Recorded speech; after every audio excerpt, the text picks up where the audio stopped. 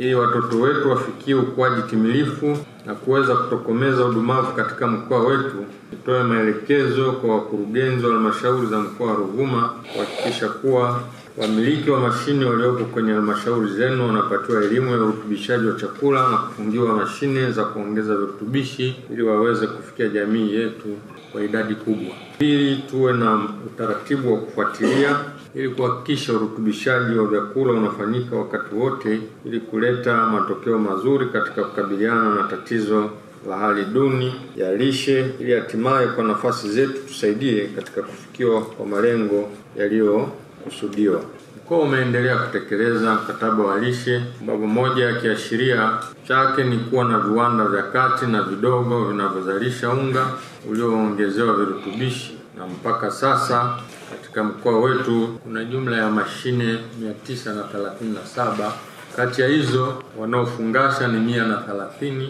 na zinazoongeza virutubishi kwenye unga ni 40, sawa na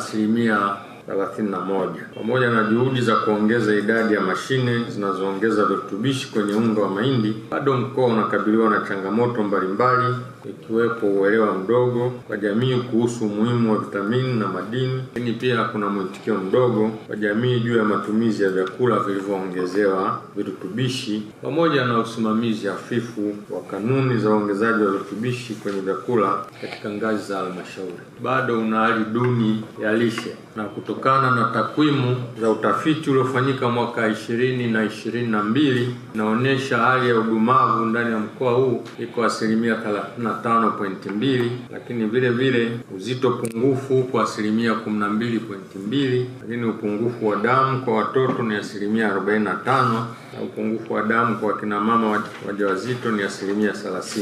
Kutokana na hali hiyo, mkoa umeendelea kuandaa mipango harakishi na shirikishi ya kupunguza udumavu katika maeneo yetu kwa kushirikiana na wadau wanaoongeza virutubishi kwenye mazao lishe na kwenye unga wa mahindi ili kupunguza tatizo la madini na vitamini kwenye jamii yetu. Na ndio maana utaona kikao chetu cha leo ni kwa ajili ya kutoa elimu kwa viongozi wa mkoa, wilaya na halmashauri kuhusiana na uongezaji wa virutubishi kwenye vyakula.